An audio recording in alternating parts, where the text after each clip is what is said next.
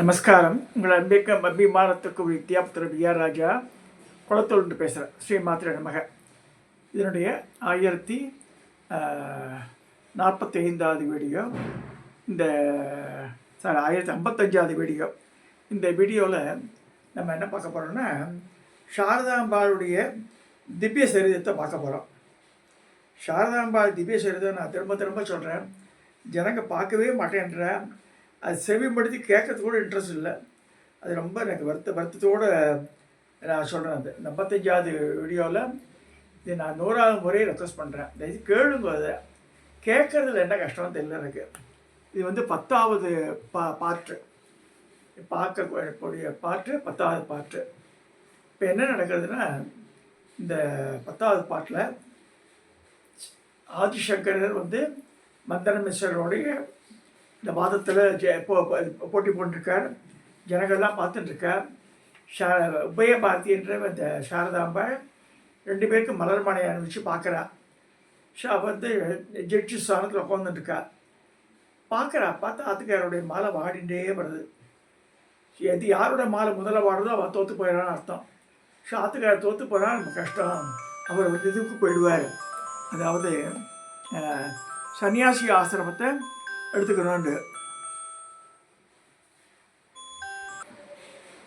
இந்த 10வது நாள் கதையில் சாரதாம்பா உபயபாரதி என்றோ அந்த ஜட்ஜ்மெண்ட் சீட்டில் உட்காந்துருக்க மந்தன மிஸ்ரருக்கும் ஆதிசங்கருக்கும் இது நடக்கிறது, டிஸ்கஷன் நடக்கிறது.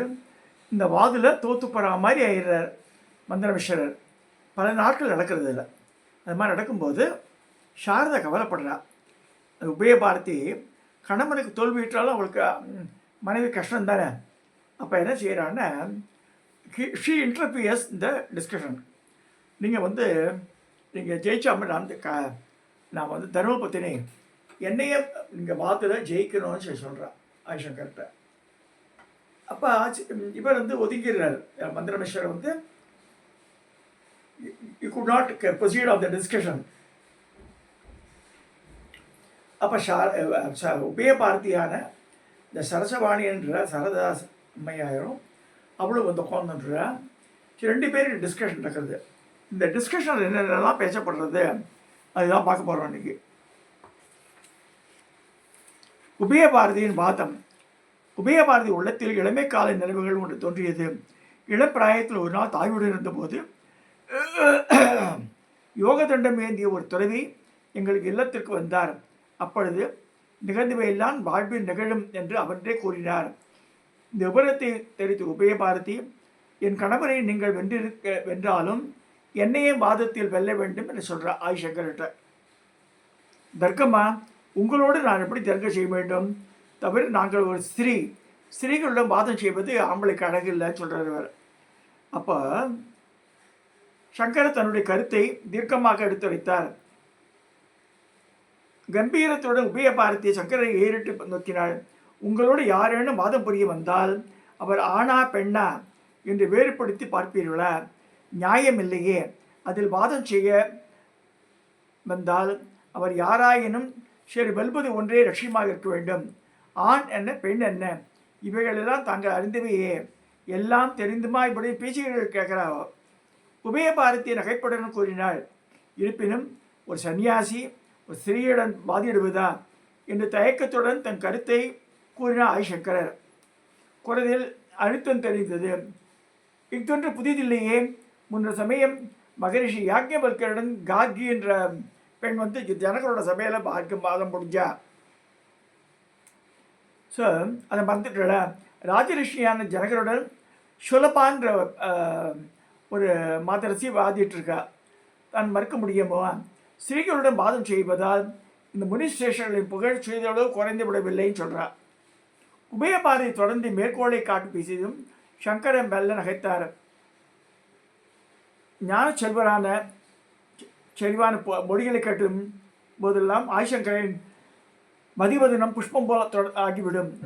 ஞானத்தில் பெண் என்றும் ஆண் என்றும் பேதங்கள் இல்லை. இப்போ நம்ம பார்க்குறோம் சமீப காலத்தில், இந்த கலிகாலத்தில் வந்து நிறைய லேடிஸ் ஸ்காலர்ஸ் எல்லாம் இருக்கா. ஆண்களை விட பெண்கள் நிறையா படிச்சிருக்கா. பார்க்குறமே பையன் இதுலேயே ஸ்கூலில் கூட படிக்கிற குழந்தைகள்லாம் கூட பெண்கள் வந்து நிறைய மார்க் வாங்குறா. இப்போ பர்சன்டேஜ் எடுத்து பார்த்தா கூட லேடிஸோடைய இதுதான் ஜாஸ்தியாக இருக்குது சொல்லப்படுறது. விற்பன்னர்களும் பண்டிதர்களும் குதூகலத்தில் புகழ்ந்தனர்.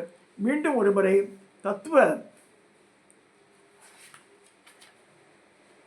அமிர்தத்தை பருகி அனுபவிக்கலாம் என்று மகிழ்ந்து வாதத்தை பார்த்துட்டு இருக்கார். 2 பேரும் மாளிகை விழா கோலம் கொண்டது. விஷாலமான கூடத்தின் மத்தியில் 2 உயரிய ஆசனங்கள் இடப்பட்டிருந்தன. அவற்றை உபய பாரதியும் சங்கரரும் அமர்ந்தனர்.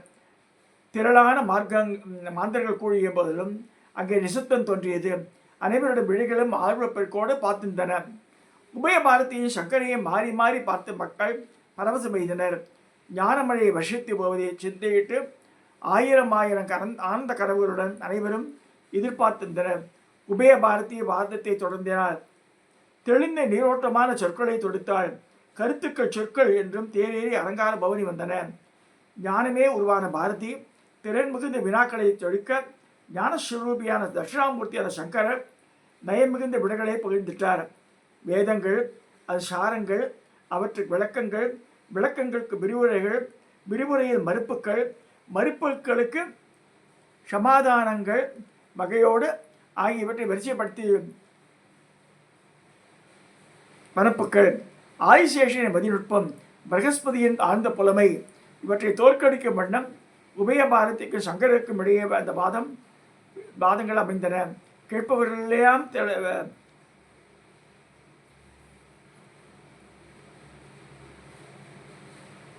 பிணைத்தன. கேளாதவர்களை கேட்க தூண்டின. 2 நெருப்பு முனைகள் ஒன்றை ஒன்று மோதும் போது தீப்பொறிகள் பரப்புவது போல பாலுக்கு டிஸ்கஷன் வந்துதான். நித்திய கர்மானுஷ்டான இடையில் சிறிது பொழுது சென்றது. மிச்ச நேரம் எல்லாம் வாதம்தான் மாதிரி நடக்கிறது.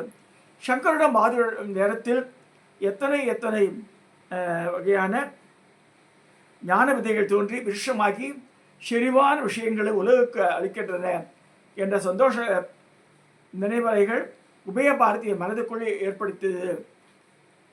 தேச யாத்திரை புரிந்து பல பண்டித சிறுவன்களுடன் கலந்துரையாடியும் கருத்து மாற்றம் செய்து வந்தும் வாதம் புரிந்து வெற்றி கொடியாக்கிய சங்கரருடன் உபய பாரதியை ஆர்கியூ பண்ணுறார்.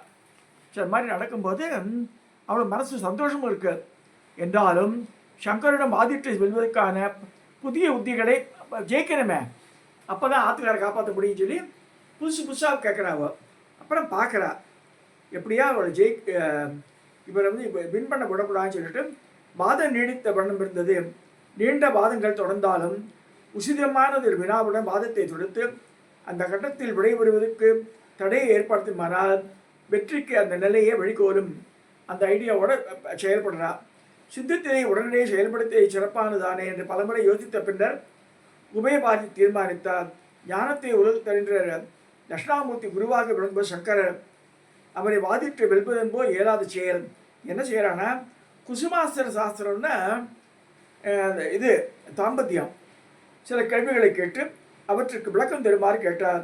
சகல சாஸ்திரங்களிலும் கரை கண்டவரான சங்கரரும் இந்த கேள்விக்கு உடனடியாக பதில் சொல்ல முடியல. நான் பேச்சுலர் அவர் என்ன செய்வார், அது நைஷ்டிக பிரம்மச்சாரி. 1 மாதம் டைம் வாங்கிக்கிறார். உபய பாரதியும் சங்கரை வேண்டுகோளை ஏற்று 1 மாத காலம் அவகாசம் கொடுத்தார். சங்கர வாத மண்டலத்தில் எழுந்தார். கூடிய மகாஜனங்களும் வேதபண்ணர்களும் நிபுணர்களும் சங்கரர் உபய பாரதி வினாவுக்கு எவ்விதம் விடை பகரப்போகிறார் என்று பார்த்துட்டு அவளும் கலைஞ்சு போகிறார். மாகிஷ்மதியிலிருந்து கிளம்பிய சங்கரர் தன்னுடைய யோக சக்தியால் காசி மன்னன் அமருகன் ஒரு ராஜா அவன் இறந்து போடுறான். அதனால் ராணி ரொம்ப மேலே ஆசையாக இருக்கா. ஸோ அந்த அவனோட உடலில் போய் பூந்துன்றார், கூடு விட்டு கொடுப்பாஞ்சு. ஸோ அந்த அமருகனுடைய உடலுடைய பூந்து அவனுடைய மனைவி மூலமாக பேசி கற்றுக்கிறார். இதில் சில பேர் 2 விதமான கருத்து சொல்கிறா. திருப்பி அவர்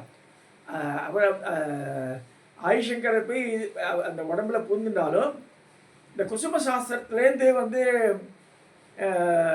கேள்விகள் கேட்டு தெரிஞ்சுக்கிறார் தவிர அவரோட கூடலாம் இல்லை, அப்படிலாம் பண்ணலை. அவர் ராணியோடு பேசி தெரிஞ்சுக்கிறார்.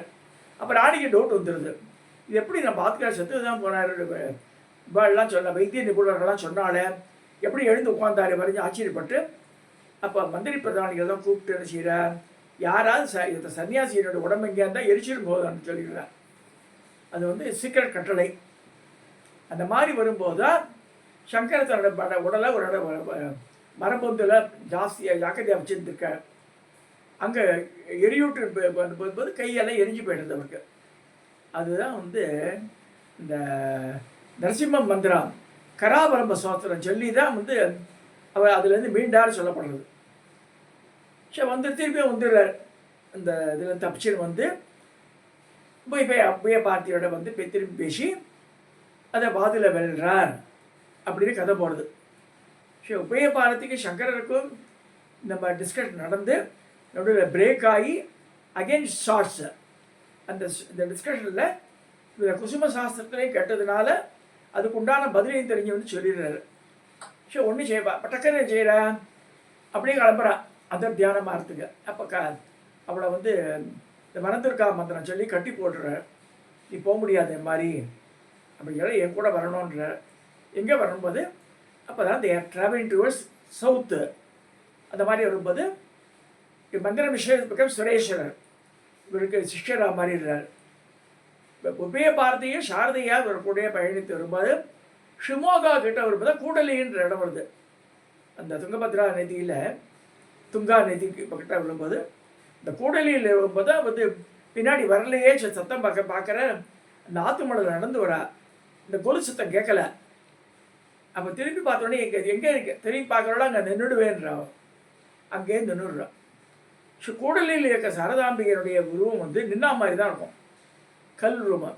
இப்போ இருக்க சிங்கேரியிலேருந்து ஒரிஜினல் ரூபம் வந்து பத்மாசனத்தில் இருக்கிறது வந்து பத்மாசனத்தில் இருக்கிறது வந்து சந்திரமர்த்தால் செய்யப்பட்ட விக்கிரகம். பிற்காலத்து திப்பு சுல்தான் பீரியடில் வந்து அது வந்து அந்த சுத்த தங்கத்தினால பண்ணான் அது. ஸோ இந்த கூடலிலேயே வந்து அது இது வந்து சந்திரமௌலீஸ்வரர் லிங்கத்தை திப்பு சுல்தான் பீரியடில் அம்மா அங்கேருந்து எடுத்துன்னு வந்து இவாட்ட கொடுத்துட்றான்னு சொல்லப்படுறது. இதுதான் வந்து history speaks. Letters not worry about it.